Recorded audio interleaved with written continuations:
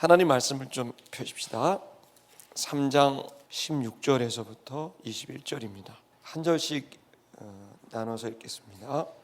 하나님이 세상을 이처럼 사랑하사 독생자를 주셨으니 이는 저를 믿는 자마다 멸망치 않고 영생을 얻게 하려 하심이니라.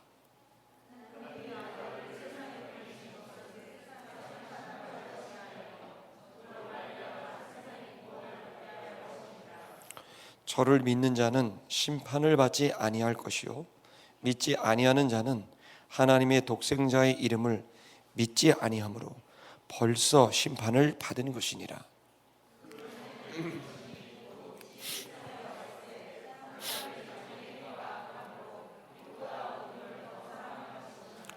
악을 행하는 자마다 빛을 미워하여 빛으로 오지 아니하나니 이는 그 행위가 드러날까 함이요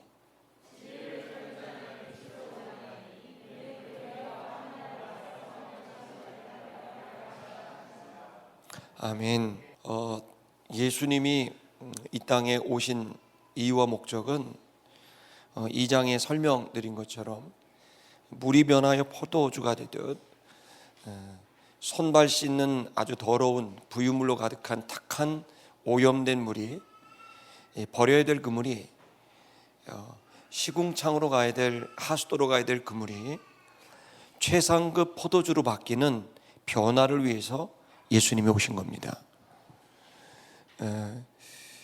그 변화를 위해서 우리에게 오셨고 그 변화가 도대체 어떤 부분의 변화이냐라고 했을 때 2장 후반절에 예수님께서 성전에 들어가셔서 그 성전 안이 거룩하고 성결해야 될 그 숭고해야 될 그 성전 안이 그 장사치들로 가득하고 하나님께 영광을 돌려야 될 순수하게 구별되어야 될 예배가 돈벌이의 수단으로 전락하는 그 성전에 들어가셔서 직접 노끈으로 채찍을 만들어 그들을 다 내쫓으시고 거기에 판매하던 물건을 다 내어쫓고 돈을 다 내어쫓아서 그 성전 안을 정결하게 이렇게 만들어 가시는 과정을 통해 그 성전은 바로 본인의 육체를 말한 것이고 그것은 성도들의 육체를 말한 것이다 말씀하시면서 예수님께서 우리를 변화시키고 싶으셨던 그 오염되어 있는 그 물을 최상급의 포도주로 바꾸고 싶으셨던 그 지점이 어디냐면 바로 모든 사람들의 내면이다. 육체 안에 있는 그 내면을 마음과 생각을 바꾸고 싶으셨다라는 것입니다. 그리고 이 내면이 그러면 어떻게 바뀌어지겠는가? 구체적으로 내면이 어떻게 누구나 다 바꾸고 싶고 누구나 다 새로워지고 싶은 이 내면을 어떻게 그러면 깨끗하게 정화되고 또 청소될 수 있겠는가? 새로워질 수 있겠는가? 그 부분을 니고데모라고 하는 당대 최고의 지성인입니다. 사내들인 공회에 지금으로 말하면 국회의원급에 해당하는 최고의 실력가고 또 바리새파 중에 바리새파니까 최고의 율법학자고 성경에 아주 해박하고 또 그거에 버금가는 삶을 사는 종교적 삶을 사는 종교적으로도 신앙적으로도 사회적으로도 명망받는 이 니고데모가 예수님을 찾아와서 본인의 한계점을 예수님에게 말하는 과정 중에 예수님께서 니고데모에게 한 말이 네가 유대인의 선생이고 최고의 지도자지만 거듭나지 않으면 하나님 나라를 볼 수도 들어갈 수도 없겠다 이렇게 말씀하셨습니다. 이 말은 결국 우리의 내면이 바뀌는 것은 다시 태어나야 된다는 겁니다. 정체성의 변화. 우리 기독교는 보다 더 나은 윤리와 도덕 기준을 갖는 보다 더 나은 삶을 인격을 갖게 하는 그런 종교이긴 하지만 그게 본질이 아닙니다. 기독교의 가장 큰 핵심적인 내용은 보다 더 나은 인간이 아니라 전혀 다른 인간을 만드는 것입니다. 그것은 이전까지는 육신에 속하여서 우리의 육신이 먹고 또 배출하고 또 쉬고 하는 그리고 나의 자아가 구성되어 있는 태어날 때부터 지금까지 내가 많은 경험을 통해 또 지식을 얻고 축적하고 그것으로부터 인생관을 갖고 거기로부터 기준을 갖고 또 그것으로부터 말하고 또 살아가는 내 자아, 철저히 나 중심의 내가 이제는 하나님께서 주시는 지혜, 하나님께서 주시는 지식과 하나님께서 주시는 가치관을 받음으로 이제 육으로만 움직이는 내가 아니라 바로 영혼이 생겨서 영혼을 중심으로 움직이는 그런 자로 다시 태어난다는 겁니다. 예수님이 이걸 어떻게 표현했냐면 육으로 태어난 것은 육신이다. 육신이 부모의 DNA가 자녀에게 전수가 되듯이 육으로 나는 것은 부모를 닮게 되듯이 여러분 모두 우리 부모님에게 육으로 태어났습니다. 저도 아버지, 어머니, 할아버지, 할머니를 닮았죠. 그건 그분으로부터 생명을 받았기 때문입니다. 자, 육신은 그렇게 생명을 받고 우리 모두는 그렇게 살아갑니다. 그것이 우리의 기질이 되고 또 우리의 성품이 되기도 됩니다. 근데 예수님 뭐라 하냐면 육으로 나는 것은 육인데 성령으로 나는 것은 영이다, 이렇게 설명합니다. 다시 말하면 예수님이 거듭나야라고 하는 말은 두 번째 태어나야 된다는 말입니다. 첫 번째 태어난 것은 육체가 태어난 것이라면 두 번째 태어난 것은 영혼이 태어나는 것을 말하는 거예요. 그래서 영으로 나는 것은 영이라, 이 말은 바로 육신의 부모의 DNA가 자녀에게 전수가 돼서 그 부모를 닮아가듯이 영혼도 하나님, 즉 하나님은 영이신데 그 영이신 하나님의 영적 DNA가 우리에게 전수가 돼서 우리가 하나님을 닮게 된다는 겁니다. 그래서 그 일을 성령이 우리에게 행하시는 일이고 그 생명이 우리에게 전달돼서 주님의 자녀가 되는 거죠. 여러분, 마치 육신은 남자의 그 정자가 여자의 난자와 합혀지게 되고 그것이 착상이 되면서 10달 동안 그리고 또 출산하게 되는 일련의 과정을 통해 생명이 잉태되고 출산이 되듯이 바로 하나님, 영이신 하나님의 생명이 우리 가운데 들어와서 그것이 우리의 내면에, 육체 안에 착상이 되므로 우리에게 생명이 잉태가 된다는 겁니다. 그래서 새로운 우리의 생명이 우리 속에 들어와서 육의 생명과 동시에 영혼의 생명도 우리 안에 동시에 공존하게 되는 형태를 가지게 된다는 거죠. 마치 육체가 그렇게 아버지, 어머니의 그 생명이 우리에게 전수가 되듯이, 그러면 하나님의 그 생명은 우리에게 어떻게 전수가 되겠나?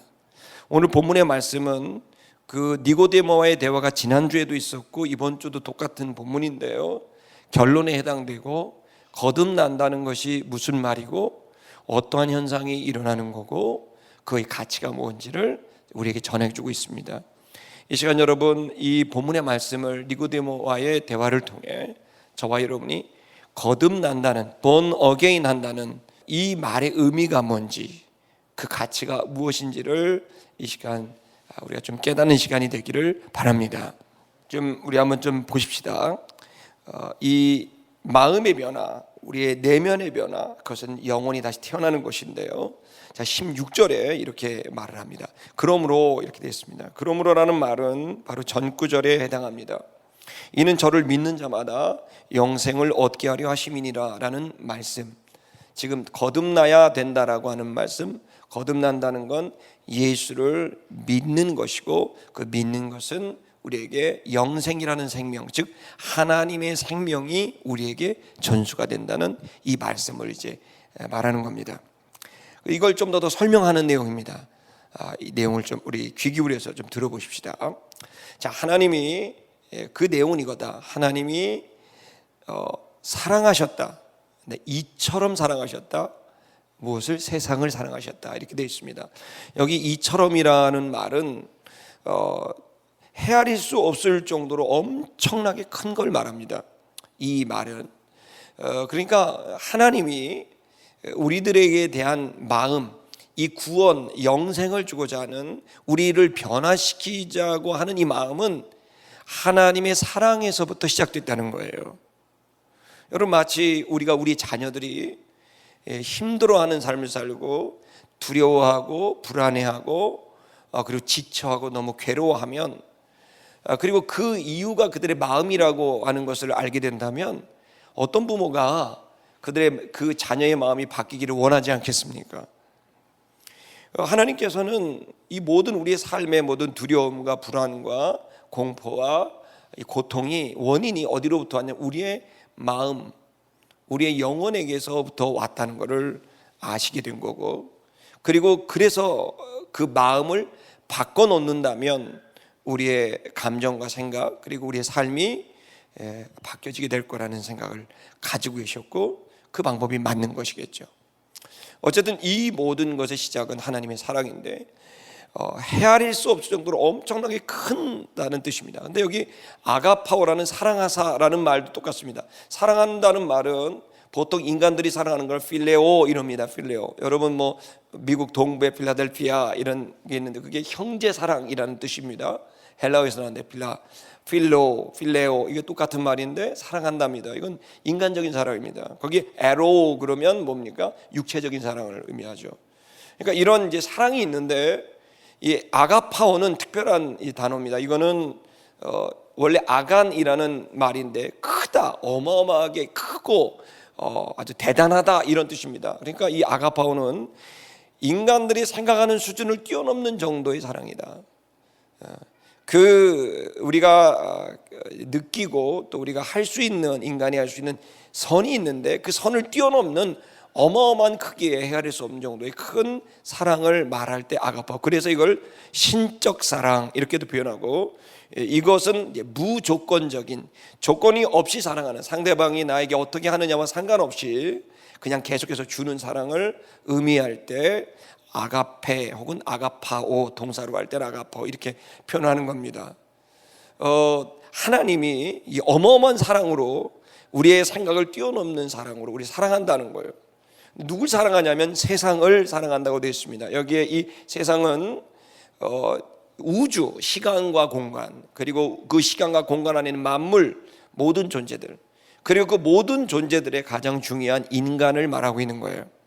창세기 1장에 보게 되면 하나님이 6일 동안 천지를 창조하실 때 모든 그 시간과 공간들을 만들어내시다가 마지막 끝에 인간을 창조하신 이야기가 나옵니다. 그 이야기는 모든 시간과 공간과 만물은 결국에는 인간을 중심으로 인간의 인간됨을 위해서 이제 존재하게 된다는 게 이제 성경이 우리에게 전해주는 이제 말입니다. 그러니까 이 세상이라는 말의 그 가장 중요한 초점은 결국 인간에게 달려져 있는 겁니다. 근데 여기서 세상이라고 하는 이 표현 자체는 뭐를 의미하는 거냐면 하나님과의 관계가 이제 단절이 되어서, 그래서 하나님과 상관없이 움직이는 시간과 공간과 만물과 그리고 사람들을 의미하는 겁니다. 결국 그것들은 분열이고, 그것은 다툼이고, 그것은 또 다른 싸움이고, 또 고통이고 불안이고 하는 것들이겠죠. 그래서 이 본문의 말씀은 하나님과 관계없이 인간들이 지내온 그 모든 역사와 세상과 그리고 그 사람들을 이제 의미하는 겁니다. 어떤 의미에서 이것을 바울은 뭐라고 표현했냐면 하나님과 원수되어져 있는 것이다 라고 표현을 했습니다.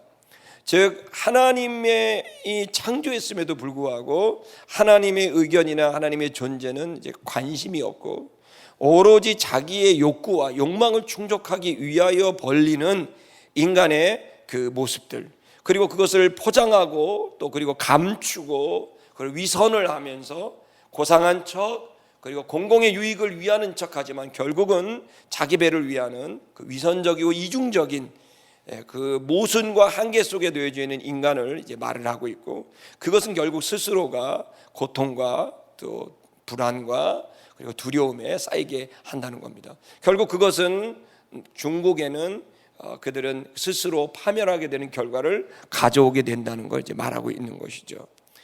그러니까 원수짓을 하는 인간들을, 보통 원수짓을 하면 뭐 너 네 맘대로 알아서 하라 그러면 되는 것이고, 또 원수짓하면 일로 한 대 맞아라고 다툼이 일어날 수 있지만, 이 본문에서 예수님이 니고데모에게 들려주신 얘기는 사람들은 하나님에게 원수짓을 했고 그들의 태도와 자세와 삶이 하나님을 반역을 했지만, 하나님을 배반했고 하나님을 조롱했지만, 그러나 하나님은 이루 헤아릴 수 없는 정도의 큰 사랑으로 그 사람들을 사랑하고 계셨다라는 얘기를 해주고 있습니다. 이 시간 여러분, 세상에 아무리 파렴치한 원수짓을 하여도 하나님이 가지고 계신 마음을 여러분이 잘 압니다. 아무리 그런 사람이라 할지라도 하나님은 그 사람이 기회를 얻어 물이 변하여 시궁창에 던져져야 될 이 더러운 물이 변하여 최상급 포도주가 되듯 그가 변화되기를 원하고 있는 것입니다.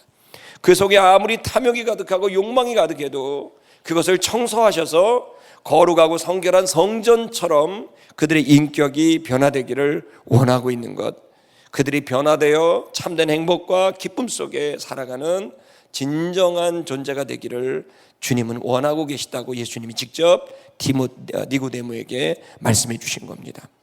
자, 이렇게 사랑하셨습니다. 그래서 어떻게 됐다는 겁니까?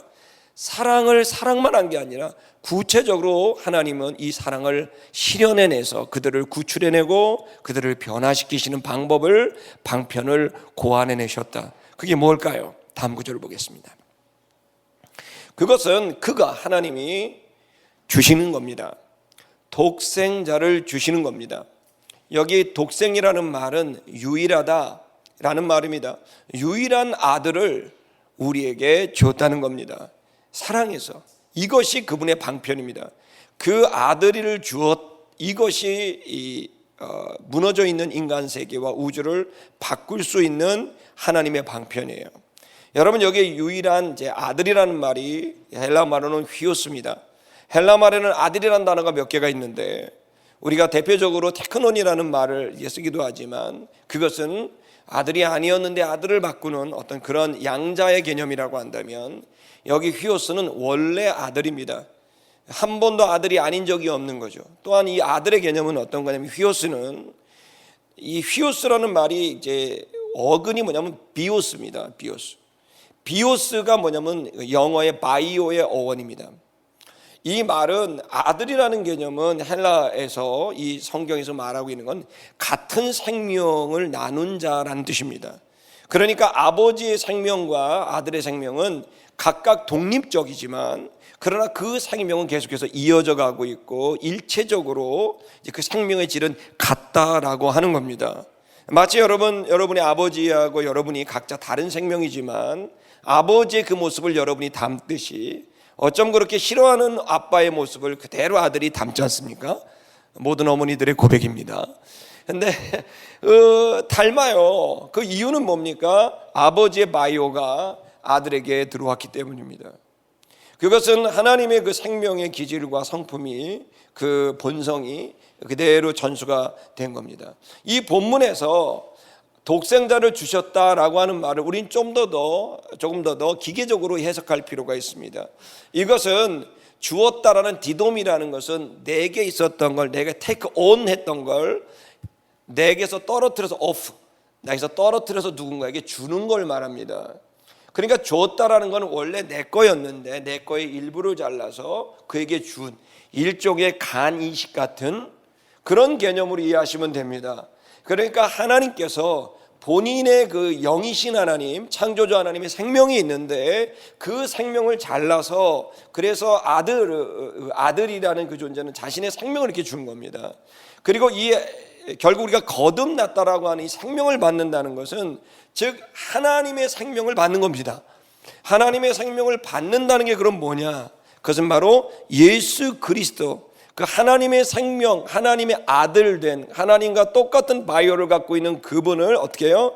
우리 마음에 받아들이게 됐을 때 그 마음에 모실 때 이 그분의 생명이 내 안에 착상이 되면서 내 인격에 하나님의 생명이 시작되게 된다는 것을 말합니다. 그래서 여기 본문에서 독생자를 주셨다라고 하는 이 말은 문학적인 표현이라기보다는 이 본문은 사실을 말하고 있다고 이야기할 수 있습니다. 그러니까 하나님의 바이오를, 영의 바이오를 우리에게 이제 착상을 시켜서 이식을 시켜서 우리 안에 하나님의 바이오가 생성되게 돼서 하나님의 생명이 시작되는 그러한 새로운 인격이 나오는, 즉 영의 인격이 나오는 것이 시작됐다는 거예요. 그러면 성도들은 육신의 바이오가 있다면 또 하나는 영적인 바이오가 있겠죠. 이 두 가지가 공존하게 되는 이 상태를 이제 말하고 있는 겁니다. 여러분, 제가 어렵지 않게 얘기 잘하고 있죠? 할렐루야. 근데 여러분이 이제 설명을 드린 겁니다. 그래서 아들을 주셨다라고 하는 말의 의미를 여러분에게 전달하는 겁니다. 아들을 주셨다는 건 생명을 주었다는 겁니다. 그 생명을 주는 것을 통해 우리에게 뭐를 하는 거예요? 거듭 태어나게 한다는 겁니다. 1차적으로는 부모의 생명으로 육이 태어났다면 하나님의 생명으로 영이 태어나게 된다는 얘기를 예수님이 하고 계시는 겁니다. 좀 더 보겠습니다. 그것을 준 이유는 뭡니까? 무엇을 하게 하려는 것이다. 그건 뭐냐면 저를 믿는 자들마다 멸망하지 않도록 하기 위하여서, 그리고 영생을 얻게 하려고, 믿는 자들마다 영생을 얻게 하려고 그 아들을 줬다는 겁니다. 즉 여러분, 이제 사람들은 많은 오해를 합니다. 어떻게 사랑의 하나님이 사람들을 지옥에, 멸망에 내버려 두고 이 전쟁에, 이 가난에, 이 억압에 내버려 두느냐라고 하나님에게 책임을 물으며 조롱하기도 하고 공격을 하기도 하고 의문점을 갖게도 됩니다. 이해는 되지만 좀 더 그분들에게, 그런 생각을 갖고 있는 분들에게 이해를 구하자면, 하나님께서는 처음부터 누구든 멸망받지 않고 억압받지 않고 참된 자유를 누리기를 원하고 있습니다. 그러나 이 모든 것들을 벌어지게 되는 이유는 하나님이 아닌 하나님으로부터 스스로 단절된 인간들에 의해서 시작된 일이고, 그리고 하나님께서 그 문제를 해결하고자 다가가도 이 인간들은 계속해서 하나님을 거부하고 자기가 원하는 자신의 탐욕과 자신의 욕망과 자신의 생각을 추종하면서 계속 가다 보니 하나님이 이 문제를 해결할 수 있는 기회를 아예 얻지 못하게 하는 겁니다. 그래서 사실은 지금이라도 예수 그리스도 혹은 하나님의 이름을 부르며 나아갔을 때 그분으로부터 근본적인 변화, 정체성의 변화가 생기고 아이덴티티의 변화가 생기고 거기로부터 새로운 삶을 시작하면 되는 문제인데 이걸 믿지를 않습니다. 허탄한 이야기라고 생각하고 사람들을 속이고 또 사람들을 집단적 체면에 빠지게 해서 그 사람들을 이용해서 어떤 기득권을 취하고 있다라고 하는 의구심을 계속해서 던지며 믿지를 않게 되는 겁니다. 어쨌든 이 본문에서는 저를 믿는 자마다 멸망하지 않고 영생을 얻게 한다. 그러니까 이 내버려, 이제 여기 믿는다라고 하는 이 말을 여러분 좀 이해를 해야 됩니다. 이 믿는다라고 하는 이 피스티오라는 이 말은 가장 핵심이 뭐냐면 일치가 된다는 뜻이에요. 여러분, 믿는다라는 말을 하면 여러분 마음속에 데피니션을 정해야 돼. 그게 뭐냐면 헬라어에서 믿는다는 말은 일치가 됐다라고 받아들여야 됩니다. 무슨 얘기냐면, 예를 들어 제가 회원자매랑 같이 다니잖아요. 근데 제가 회원자매가 하는 말을 믿지 않아요. 근데 계속 같이 다녀요. 그러면 같이 동행하고 있는 게 아니에요. 이 회원자매의 모든 말이나 회원자매의 인격을 믿는다라는 말은 같이 하나가 됐다는 거죠. 그래서 회원자매가 하는 말이나 회원자가 하는 행동에 제가 반응하고 일체적으로 움직이게 돼서, 사실은 몸으로 하나가 된다는 건 손을 잡으면 됩니다. 그러나 마음이 하나가 된다는 건 뭡니까? 믿는다는 것이 되는 겁니다. 그래서 어떤 신학자들이나 철학자들은 믿음은 접착제와 같다, 이렇게 마음의 접착제다 이렇게 표현합니다. 즉 마음이 하나가 되는, 내면이 하나가 되는 것은 뭐를 통해 되느냐? 바로 믿음을 통해 되는 건다는 거예요. 믿음은 마음의 접착제여서 육신은 손을 잡으면 되지만 마음은 믿는 것이 손을 잡는 것이죠. 그래서 이 본문에서 저를 믿는 자마다라는 얘기는 예수와 하나가 되어서 예수와 마음이 같이 되고 생각이 같이 되고 그 예수라는 인격, 예수의 그분의 말씀에 내가 동의하며 그분이 하는 말을 거짓말이나 사기꾼의 얘기가 아니라 허탄한 얘기나 과장된 얘기가 아니라 진짜라고 받아들이고, 그리고 그분을 내 마음으로 믿게 되고 그분의 말씀을 믿게 되는 일체의 일을 말합니다. 그래서 여기서는 바로 그 예수가 내 안에 들어오게 되는 걸, 제 안에 착상되는 걸 믿는 것으로 표현합니다. 즉 마치 어머니의 태에 그 자궁에 아버지의 그 정자가 왔을 때 이게 붙어야 온되어야 어떻게 됩니까? 생명이 출발할 수 있는 것처럼 바로 내 안에 영이 태어나려면 예수 그리스도가 내 안에 붙어야 그 예수로 인한 그분에 있는 그 생명이 나에게 새로운 생명으로 시작될 수가 있게 되는데, 그 붙게 되는 것이 뭐냐면 믿는 것입니다. 그래서 그분을 믿고 그분의 말씀을 믿는 것이 그 예수와 내가 하나가 되는 거예요.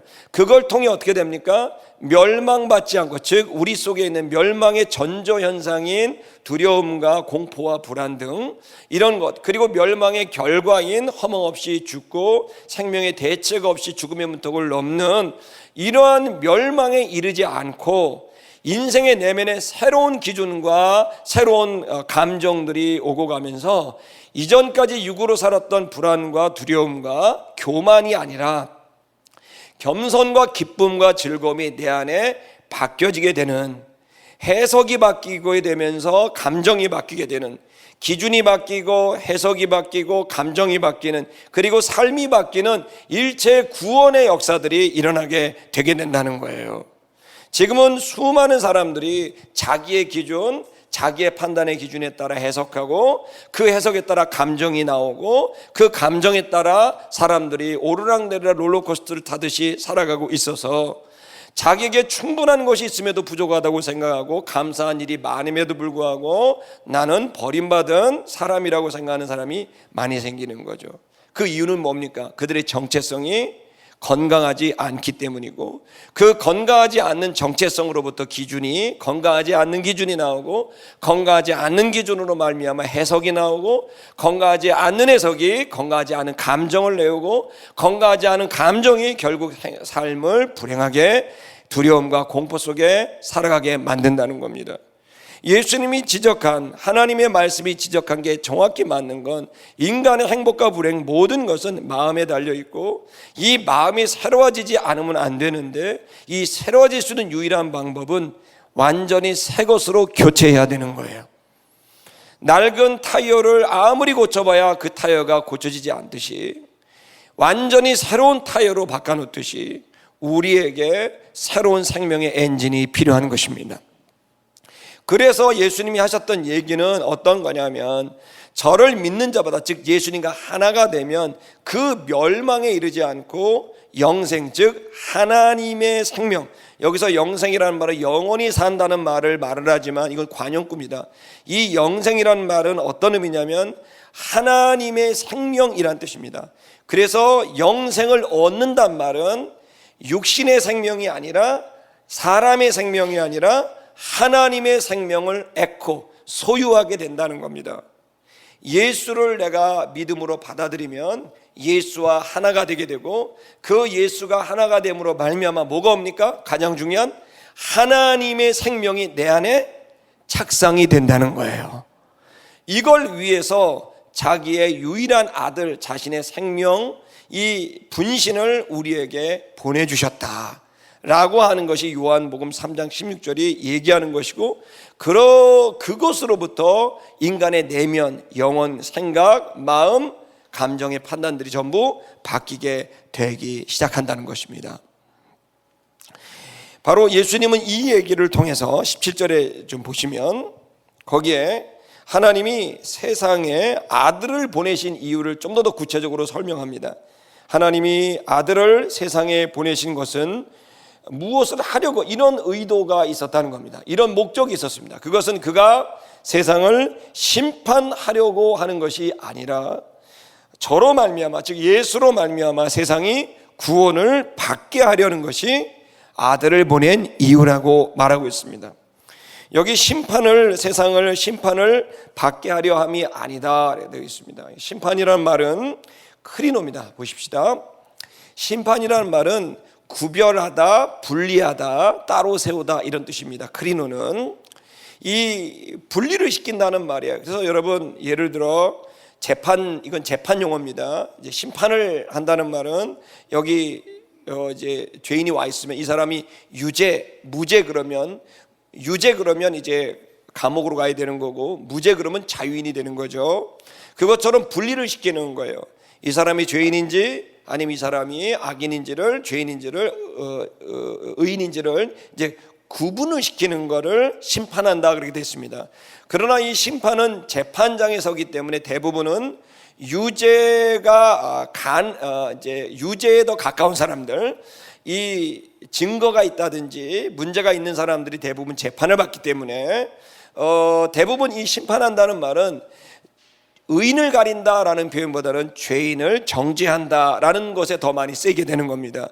그래서 여기 심판한다는 말은 이제 훗날에 어떻게 쓰게 되냐면 심판한다는 말은 죄를 정죄하고 벌을 준다 이런 의미로 받아들이게 됐지만 원래 크리노라는 단어의 원래 의미는 죄를 정죄하고 벌을 준다라는 의미라기보단 분리시킨다라는 거에 핵심이 더 있는 거예요. 그래서 여기 본문의 말씀에 세상을 심판하려고 하는 것이 아니다라는 말은 이 사람들을 정죄하고 벌을 주고자 한 게 아니라 아들을 보내신 건 벌을 주려는 게 아니라 뭐 하려고 하는 것이다? 구원을 얻게 하려고 보내신 것이다 이렇게 표현하고 있는 거예요. 그러니까 하나님이 가지고 계신 생각입니다. 그건 아무리 하나님에게 원수짓을 한다 하여도 원수짓하는 태도와 자세와 삶을 산다고 해도 하나님께서는 그 사람이 다시 변화돼서 하나님께로 돌아와 심판에 이르지 않고 정죄함을 받고 벌을 받지 않고 구원, 비록 정죄받을 만한 짓을 했지만 구출을 해서 그가 자유인이 되게 하게 하는 것이 하나님이 가지고 계신 의도고 그분의 마음이라는 것을 여러분이 알게 되기를 바랍니다. 이 구분이 됐다고 하는 이 얘기를 통해서 좀 더 우리가 좀 보십시다. 18절을 보면 저를 믿는 자는 다시 한번 말합니다. 심판을 받지 아니할 것이요 그리고 믿지 아니하는 자는 이미 심판을 받은 것이니라 이렇게 표현합니다. 무슨 얘기입니까? 보십시다. 저를 믿는 자는 심판을 받지 않는다. 이 말이 뭡니까? 저와 믿는다는 말을 우리 일치로 받아들이십시다. 그러면 예수님과 일치된 사람은 심판을 받지 않는다. 즉 구분을 해서 정죄를 받고 벌을 받지 않는다라는 말입니다. 왜 그럴까요? 그것은 바로 예수 그리스도를 통해 하나님의 생명을 받았고 그리고 예수 그리스도는 훗날 바로 우리의 원수짓했던 태도와 자세와 삶이 이제는 예수가 대신 고난을 받음으로 그 죄에 대한 정죄와 벌을 예수가 친히 받았기 때문에 예수와 내가 하나가 되게 되면 내가 저지른 삶에 대한 정죄와 벌은 예수가 대신하여 받았으므로 내가 더 이상 받을 필요가 없게 되기 때문에 예수를 통하여 나는 심판에 이르지 아니하게 된다는 말이 첫 번째고, 두 번째는 무엇인가 하면 그 훗날 심판을 받기 전에 지금도 예수로 인하여서 그 예수 때문에 하나님과 내가 떨어져 있었는데 예수로 인하여 하나님과 내가 같은 생명 즉 영생을 가짐으로 인해서 이제 하나님과 내가 떨어진 상태가 아니라 하나가 된 상태가 됐다. 예수 그리스도의 펑션, 기능은 뭐냐면은 이 땅에 와서 죄인된 원수된 우리들이 하나님과 화해하게 하는 일, 일치하게 하는 일이 예수의 가장 중요한 기능이에요. 그래서 그것을 뭐라고 표현하면 구원하다라고 표현한 거예요. 이 멸망에 가고 있고 멸망된 삶으로 고통받고 두려워하고 염려하고 불안해하고 있는 그들을 구출해서 그들에게 예수가 이제 그들의 마음을 바꿔서 하나님과 일치시킴으로 그 하나님과 단절된 삶의 정서로부터 자유함을 얻게 하고 궁극적으로는 멸망으로부터 자유함을 얻게 하는 구원을 우리에게 허락한다는 말입니다. 그래서 여러분 여기서 심판을 받지 아니한다는 말은 예수가 이미 심판을 받았기 때문에 그분으로 인하여 그분을 갖고 있는 분들은 심판에 이르지 않고, 또 하나는 벌써 심판을 받았느니라 믿지 않는 사람. 무슨 얘기입니까? 죽어서 심판을 받기 전에 이미 하나님과 단절되어 있는 상태, 예수와 단절될 뿐만 아니라 하나님과 단절된 이 상태가 됐기 때문에, 이 단절된 상태, 분리된 상태가 곧 바로 심판의 상태이라는 거죠. 그래서 하나님과 단절되면 심판의 상태이기 때문에 우리가 죽어서 나가서 법정에서는 그 궁극적인 종국적인 심판 이전에 그때 느끼는 그 감정을 지금도 느낀다는 거예요. 그래서 지금도 하나님과의 단절은 늘 우리를 공허하게 만들고, 우리를 외롭게 만들고, 불안하게 만들고, 겁나게 만들고, 때로는 그것을 역으로 교만에 빠지게 하고, 그리고 누구도 불통하게 되는 자기만의 세계에 들어가게 만들어버리는 거죠. 그 모든 건 행복이 아니라 오히려 자기를 보호하고자 하는 심리적인 두려움에서 나온 일들이라는 거예요. 그래서 이미 심판은 이미 시작이 됐고, 죽어서 심판받는 게 아니라 지금부터 심판이 되어져 가고 있다는 걸 말하고 있습니다. 그러므로 여러분, 예수 그리스도를 내 안에 모시게 되면 그 근본적인 나의 문제가 해결이 되게 됨으로 인해서 하나님과 일치가 되고 예수와 일치되게 되고, 그 속에서 말할 수 없는 안정감이 내 안에 들어오게 되면서 새로운 존재 방식, 즉 나 혼자 살았던 내가 아니라 이제는 하나님과 함께하는, 예수님과 함께하는 존재 방식으로 바뀌게 되는 거죠. 마치 여러분, 여기는 종이가 이렇게 있습니다. 이 종이는 우리의 인격과 같습니다. 바람이 불면 일로 가고 바람이 불면 일로 갑니다. 얼마나 허망한 존재입니까? 그러나 여러분, 이럴 때 느끼는 건 불안함이고 공포입니다. 이게 언제 찢길지 모르는 거죠. 그러나 여러분, 이걸 어떻게 됩니까? 예수님에게 붙여버리면, 하나님에게 붙여버리면 아무리 바람이 불어도 흔들리지 않는 것과 똑같아요. 인간이 주체일 수가 없음에도 그렇다라고 믿고 싶은 것이지, 실제로 인간은 존중을 받아야 될 존재이고 최고의 존재이긴 하나, 그러나 흔들리는 갈대처럼 우리는 이 종이짝에 지나지 않는 감정, 생각, 이런 삶의 형태가 막 일어나는 겁니다. 그러나 여러분, 이렇게 살게 됐을 때 얼마나 불안하고 두렵겠습니까? 그때 여러분, 예수 그리스도라는 그분, 믿음이라는 접착제를 가지고 하나님에게 붙어 있게 됐을 때 우리는 어떠한 바람이 와도 흔들리지 않는 새로운 정서를 느끼게 되고, 그것이 바로 영생을 누리는 기쁨이고, 어떠한 어려움이 와도 난 살만하구나, 어떻게 사람들이 욕을 해도 나는 버틸 수 있겠구나, 아무리 가난하고 억압이 와도 나는 얼마든지 이 인생이라는 이 항해를 건너갈 수 있겠구나라는 소망을 갖게 하는 것은 예수를 믿는 믿음, 그 믿음을 통해 하나님과 예수와 일치되고 그 예수를 통해 하나님과 일치되는 이 안정감에서 나올 수 있게 되는 것입니다.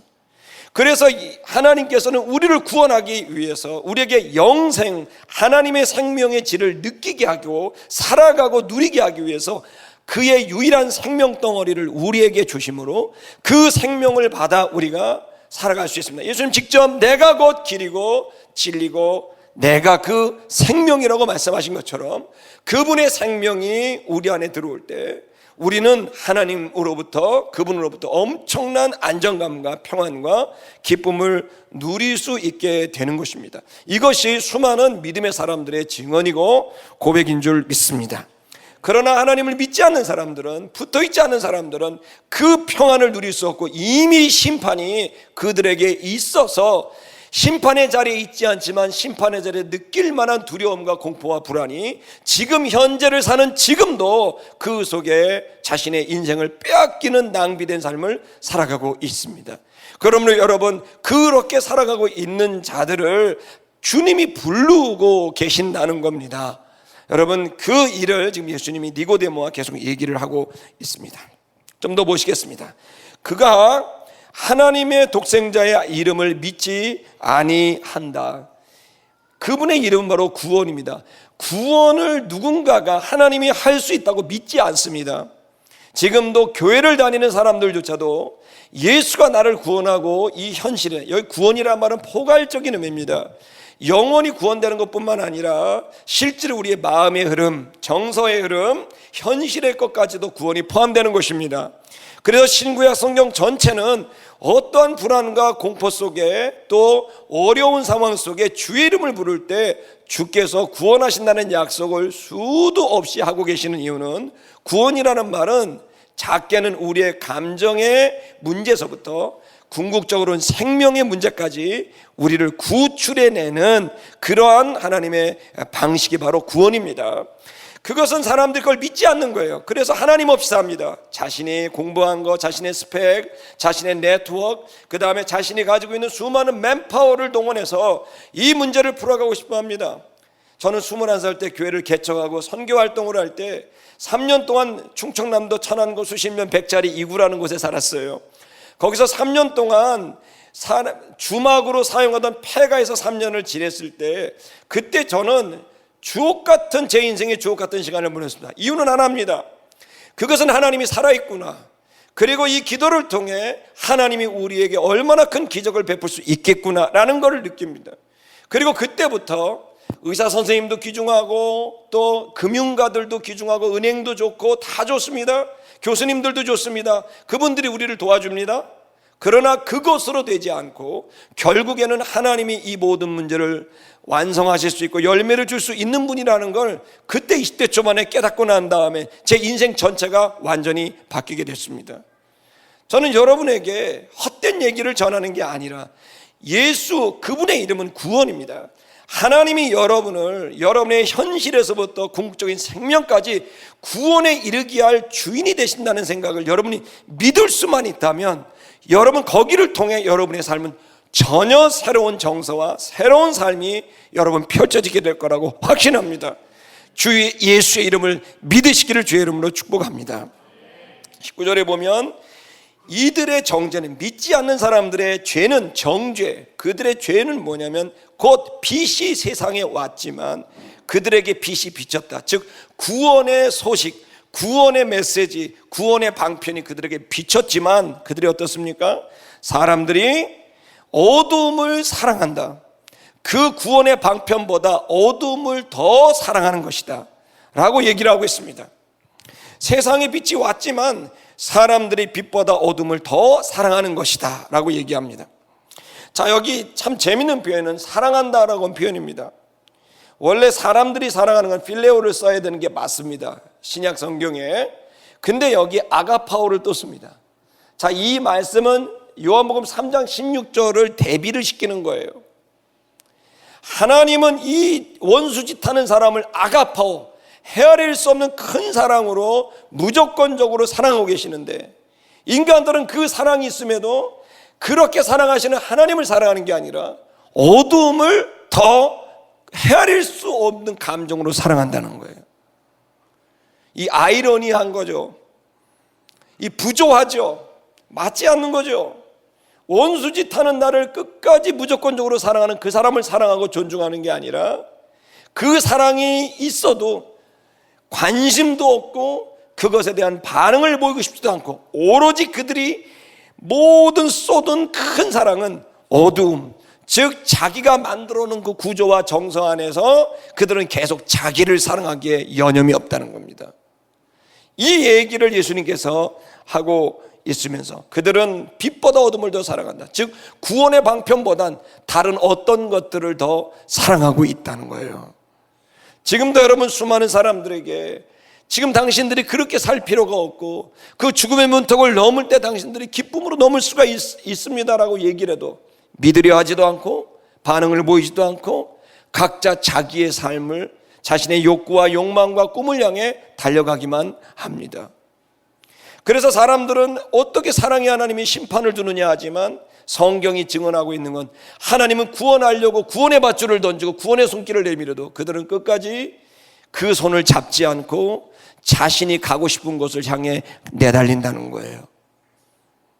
여러분, 이 문제가 오늘 우리들의 문제고 인류의 문제입니다. 좀 더 보겠습니다. 그들이 왜 그렇게 할까요? 그것은 자기 행위가 악하기 때문이라는 겁니다. 그들은 자기가 하고 있는 것들에 대한 이 악에 대한 생각들, 이 고민들이 없지 않습니다. 20절에 보면 악을 행하는 자들마다 빛을 미워한다 이렇게 표현합니다. 저를 보십시다. 위에 19절에 있는 악은 파기조입니다. 그런데 20절에 있는 악은 파울라입니다. 저를 보십시오. 전혀 다른 단어입니다. 19절에 있는 악은 자기가 악한 행위가 있기 때문이다라는 건 그들 안에 뭐가 있냐면 여기에는 파기조는 완전히 악이에요. 그래서 이 악은 아주 의도적이고 그리고 아주 본질적이고 근본적인 악을 말해요. 그러니까 정확히 악이에요. 근데 20절에 있는 악 파울라는 뭐냐면 일상적 악이고 이것은 아주 소극적 악이에요. 그러니까 되어져 버리는 뭐 게으름이라든지 뭐 과식이라든지 이런 것까지 다 악이에요. 파울라는. 그러니까 이 본문은 무슨 말을 말하냐면 인간들은 이제 예수님은 전부 다 악으로 표현하시는데 하나님과 단절된 이들은 끝까지 자기를 고집하는 악이 있다는 거예요.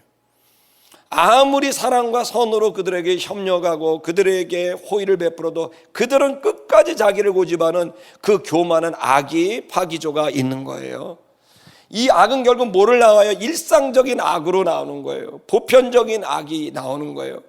그리고 이것을 악으로 보여지지 않는 파울라, 이건 악이라고 생각하지 않아요. 이건 관점에 따라 악이 될 수 있고 아닐 수도, 그렇게 표현하는 거예요. 근데 이건 악이거든요. 하나님과의 관계가 단절되어 있고 자기 안에 그냥 매몰되어 있고 자기를 고집하는 교만이 만들어낸 일체 행동들은 분명히 악이고 뿌리가 그러함에도 사람들은 이게 악이 아니라고 말을 하고 이건 개성이라고 말하고 이것은 자신들의 어떤 선택이라고 말을 하는, 그렇게 되어져 버린. 근데 예수님은 정확하게 근본적인 그 악부터 소극적이고 일상적인 악까지 다 악이라고 표현하고 있고 이 모든 건 하나님을 믿지도 않고 영광 돌리지도 감사치도 않는 인간의 교만이라고 이제 표현하고 계시는 겁니다. 여러분 보십시오.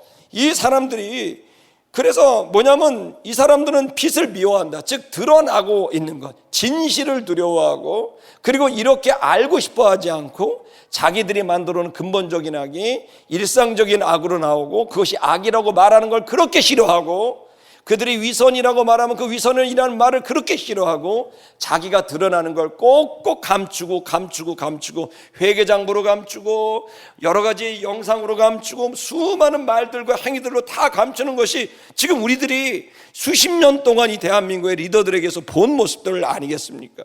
근데 그들의 모습만 그렇습니까? 일반 시민들도 우리들도 그다지 다르지 않은 모습이 우리 속에 있는 겁니다.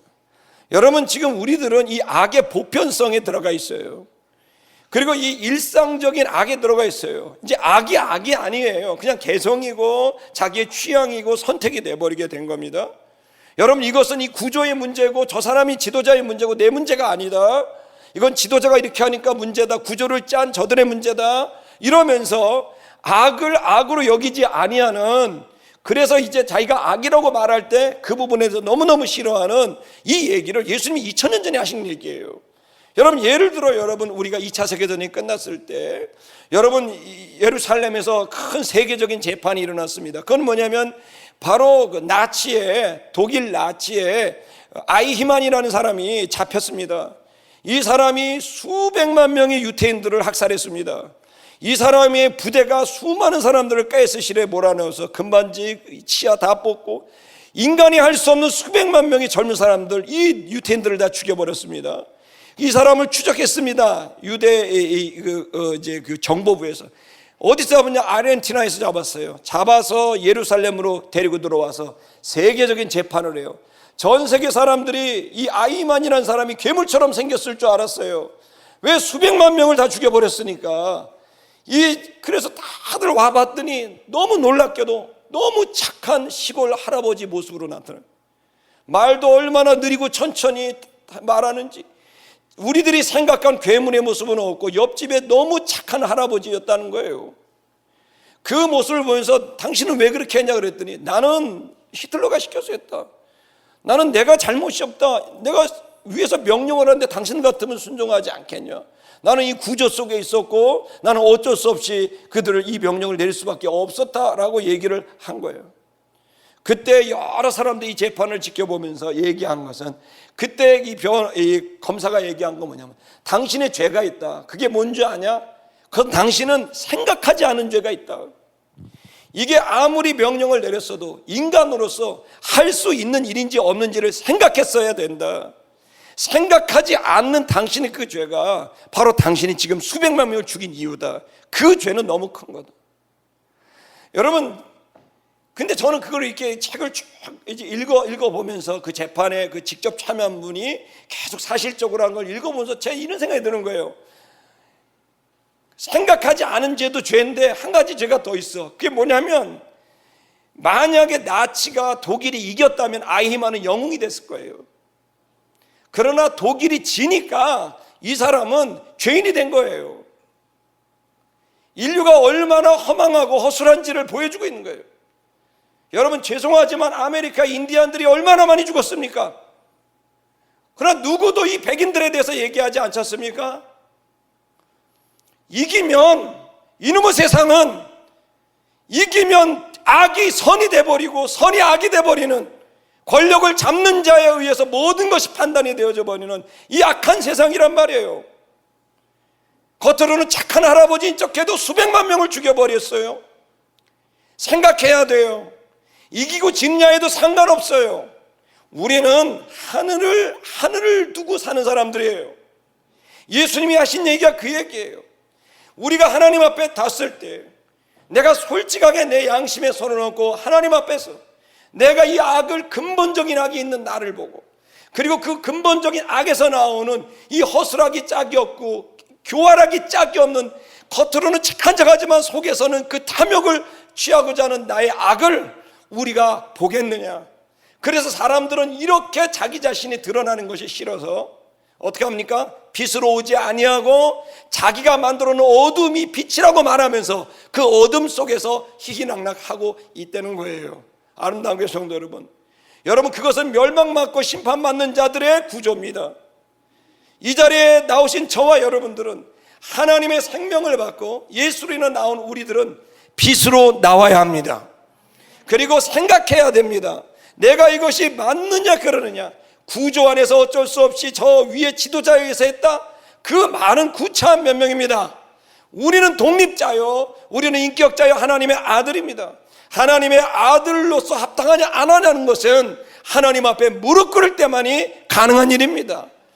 왜 히브리서는, 성경은 세상은 사랑으로 이기는 게 아니라 믿음이 세상을 이긴다고 말했을까요?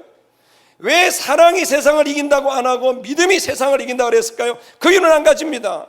그것은 그 믿음, 하나님과 일치된 것이 있어야만 세상이 아무리 유혹하고 압박을 해도 흔들리지 않고 하나님의 뜻대로 살 수 있기 때문에 믿음이 세상을 이긴다고 말한 겁니다. 그럼 우리가 하나님과 일치된 이 상황을 어떻게 유지할 수 있을까요? 그것은 바로 간절한 기도입니다. 하나님, 저는 근본적인 죄가 뿌리가 있습니다. 그것으로부터 저는 수도 없이 교활하게 죄를 범하고 숨기고 위장하고 있습니다. 하나님, 저는 온전히 살고 있습니다. 구정물 같은 제 영혼입니다. 그러나 최상품의 인간이 되고 싶습니다. 내 안에 성전이라 말하고 거룩한 자라고 말하지만 내 안이 온갖 탐욕거리로 가득 차 있습니다. 주님, 제 영혼을 당신과 하나가 되게 해달라고 몸부림치며 기도하는 그 기도는 우리의 화학적 변화를 가져오게 되는 거예요. 말씀이 육신이 되고 영혼이 육신이 되는, 영이 육이 되고 육이 영이 되는 놀라운 변화는 간절한 기도로만이 가능하다는 것을 깨달으셔야 됩니다. 이 기도는 믿음을 유지시킵니다. 믿음이 유지돼야 세상을 이길 수가 있습니다. 여러분, 그래서 이 세상의 흐름 속에 따라가는 게 아니라 오로지 간절한 부르짖는 이 기도, 간절한 기도가 믿음을 갖게 하고 믿음을 세상을 이기게 하고, 그리고 그 이기는 그 세상을 통해 하나님 주시는 기쁨과 평안을 누릴 수가 있습니다. 지금도 수많은 사람들은 교회를 욕하고 예수님을 욕하고 여러분, 이 복음에 대한 가치를 떨어뜨리려 하지만 그거와 아무 상관없이 여러분이 믿음의 길을 갈 수 있는 일은 믿음이 있어야 됩니다. 믿음이 있으려면 말씀을, 그리고 기도를, 그리고 내 삶에 있는 노력을 다하게 됐을 때 세상을 이길 수 있다고 저는 확신합니다. 예수님께서 얘기하십니다. 우리에게 새로운 생명을 너에게 주었다.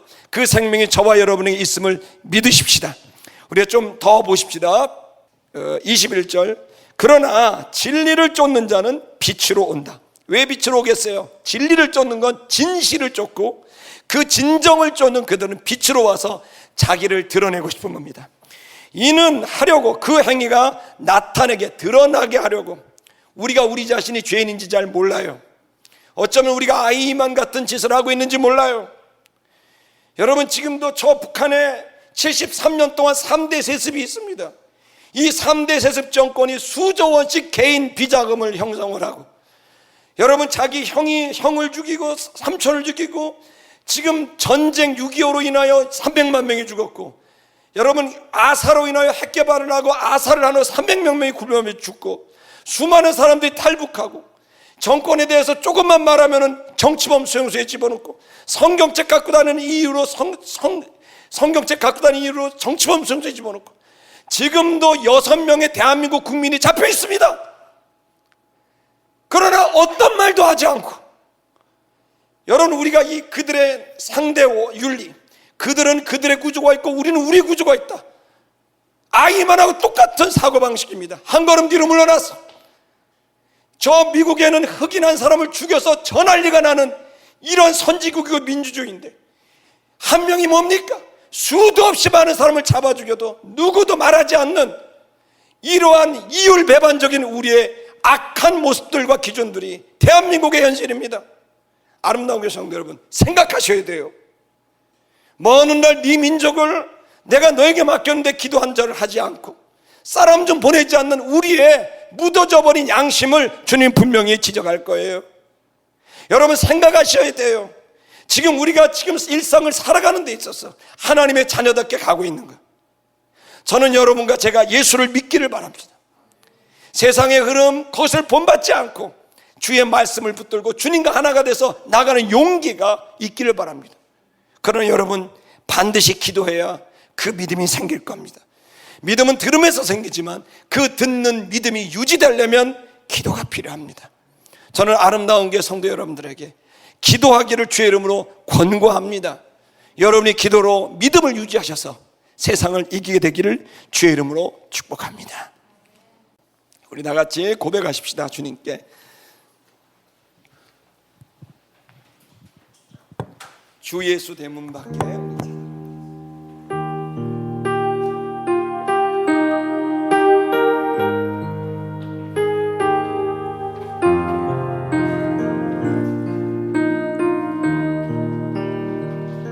주 예수 대문 밖에 기다려 섰으나 단단히 잠가느니 못 들어오시네. 나 주를 믿노라고 그 이름 부르나 문 밖에 세워두리 참나의 수치라. 문 두드리는 손은 못 박힌 손이요 또 가시면 류가는 그 입마 둘렸네.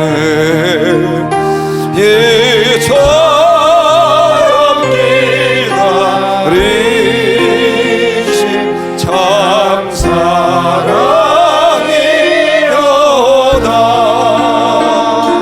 문 굳게 닫으니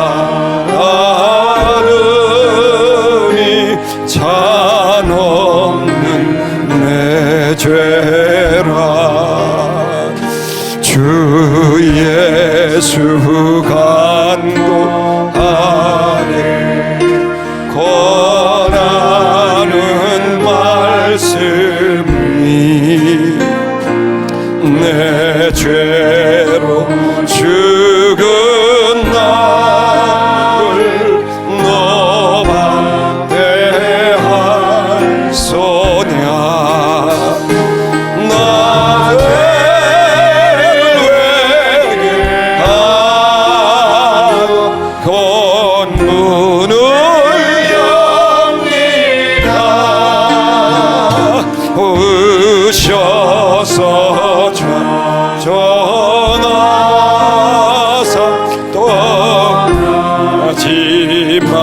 주를 믿노라고 그 이름 부르나 나 주를 믿노라고 그 이름 부르나 문 밖에 세워두니 참 나의 수치라.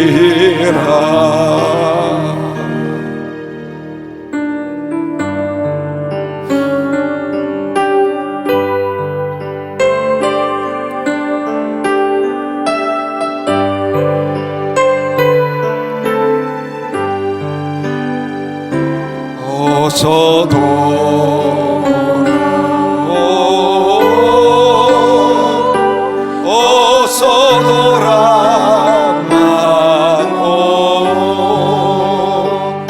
지은 죄가 무리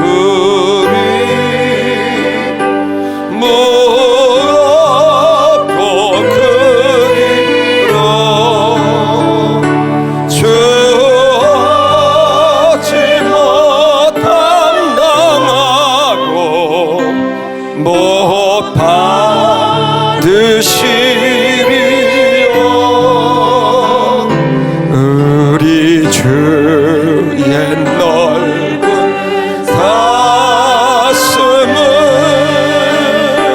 하늘보다 넓고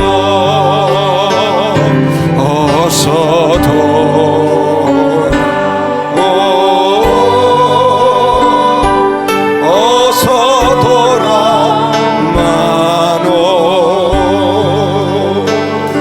우리 주는 날마다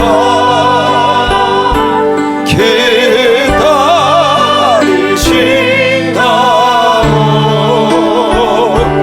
한바다 문 열어놓고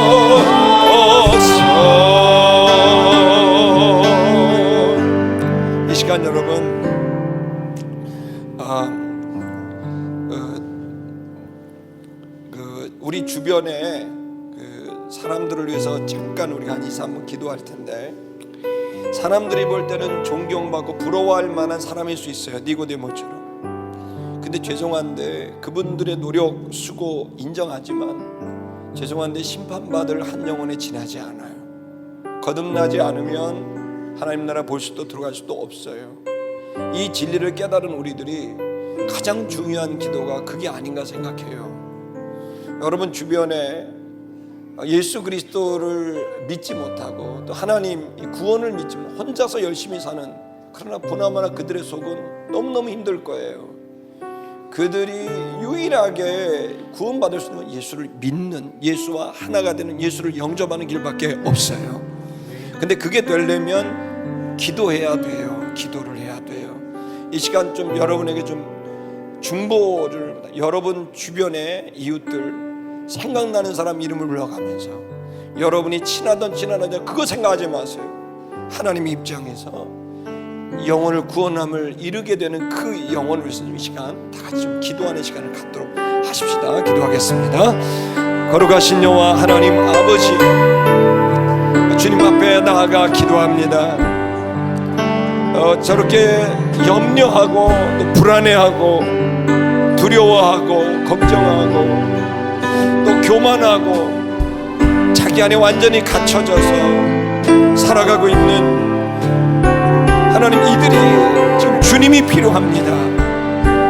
주님의 생명이 필요해서 전혀 새로운 생명이 필요합니다. 하나님, 자기의 삶이 만들어 놓은 기준들, 하나님 그것에 따라 생각하고 느끼며 오해하고 지레짐작하고 망상하고 하나님 이 헛된 삶을 살아가고 있는 이들에게 진리가 필요합니다. 생명이 필요합니다. 하나님, 그들을 통해 많은 사람이 살아날 수 있고 그 기쁨과 즐거움의 평안에 감격할 수 있는데, 아버지 은혜를 내려주셔서 그들의 마음을 억지로라도 주님께로 돌아오도록 주님이 긍휼과 자비를 베풀어 주시기를 기도합니다. 우리가 너무 부족합니다. 하나님, 우리의 언변으로는 그들을 설득할 수 없고 그들을 오게 할 수 없습니다. 주님, 은총을 베풀어 주십시오. 은총을 베풀어 주십시오. 하나님, 그들이 빛으로 오게 하여 주십시오. 더 이상 어두움에 갇혀 지내지 않게 하시고 어두움으로 들어가지 않게 하시고 하나님, 빛으로 나오게 해 주십시오. 그래서 자기를 알고 세상을 알고 주님을 알고 당당히 새로워지기를 원하는 하나님의 아들들이 되게 하여 주십시오. 두 번째는 우리 여러분, 우리 북한 동포를 올해 6.25 70주년입니다. 저희 그 외가댁도 북에 계신데 북한 정권이 들어서기 10년도 안 돼서 숙청을 당하시고 아오지에 가셨다가 다 돌아가셨습니다. 여러분, 지금 이 북한은 예수 믿는다는 것은 상상할 수 없습니다. 오로지 김일성, 김정일, 김정은이 우상이 되죠. 이게 말도 안 되는 구조가 빨리 깨져야 됩니다. 단순한 독재를 넘어서 종교화되어져 버린 이 집단을 주님이 은총을 내려주셔서 속히 민주화가 되도록 기도하십시다. 그래서 정상적인 정권이 들어서고 정말 백성을 위한 그 구조가 마련되도록 기도하십시다. 통일의 문을 열어달라고 기도하십시다. 그것은 그들이 예수 믿을 수 있는 자유, 예배할 수 있는 자유가 임해야 됩니다. 지구상 어디에도 없는 이런 감옥 같은데 하나님, 이 북한을 불쌍히 여겨주셔서 하루속히 건강한 지도자가 세워지게 하여 주시고 엘리트들이 반성하게 해주시고 그래서 민주화가 이루어지게 하여 주시옵시고, 그래서 하나님, 예수 믿을 수 있는 자유가 임하게 해달라고 지금도 지하 성도들이 울먹이며 기도하고 있습니다. 여러분, 우리 북한의 자유를 위해서 다 같이 좀 기도하십시다. 기도하겠습니다.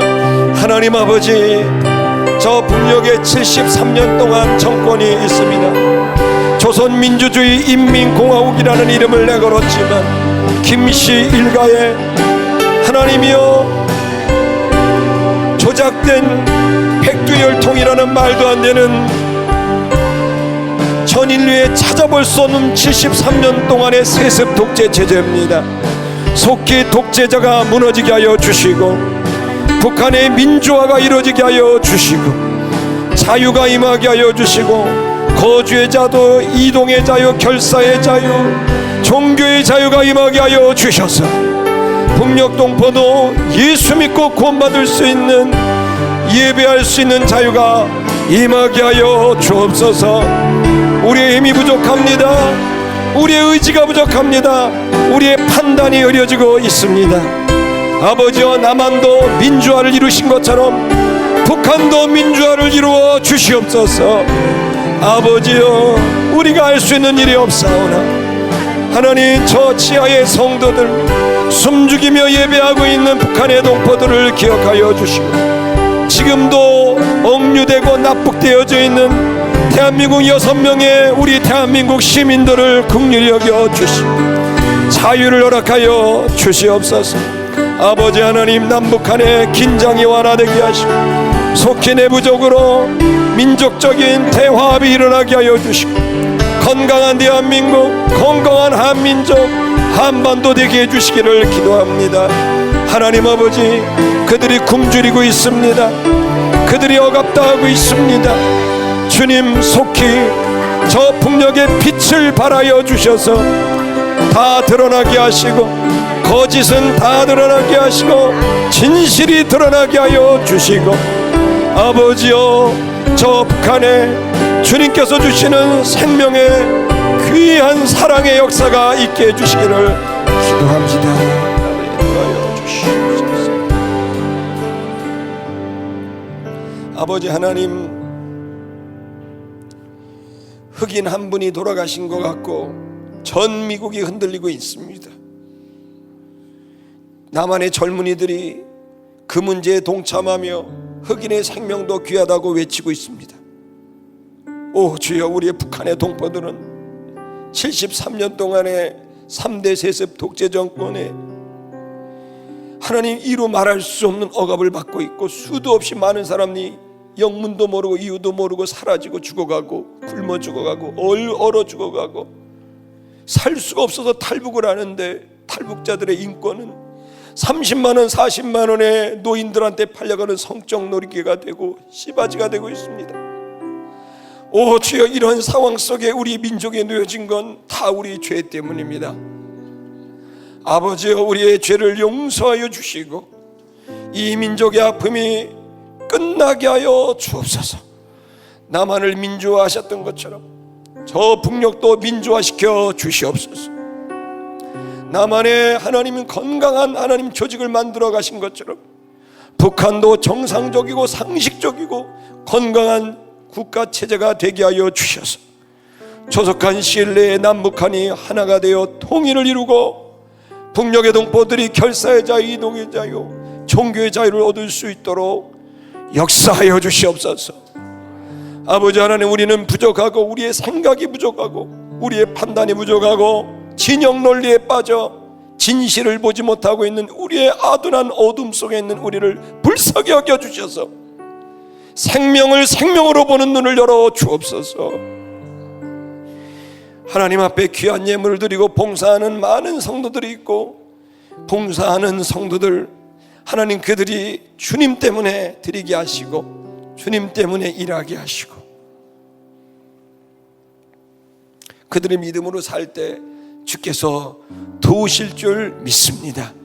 지금은 우리 구주 예수 그리스도의 은혜와 하나님 아버지의 사랑과 성령님의 교통하심이 이 자리에 예수를 믿으면 영생을 살아간다는 믿음을 갖고 지금까지 살았던 삶을 거부하고 새로운 정체성, 새로운 신분의 변화, 이제는 육으로 사는 게 아니라 영으로 사람의 아들이 아닌 하나님의 아들로 살기를 소원하는 아름다운 게 모든 성도들 머리 위에, 그리고 이 대한민국, 그리고 저 북녘에 있는 우리 동포들, 특별히 탈북 중에 있는 우리의 동포들, 전 세계에 주를 예배하고 있는 주의 종들과 교회들, 특별히 선교사들 위해 이제로부터 영원토록 함께 하시기를 간절히 축원하옵나이다.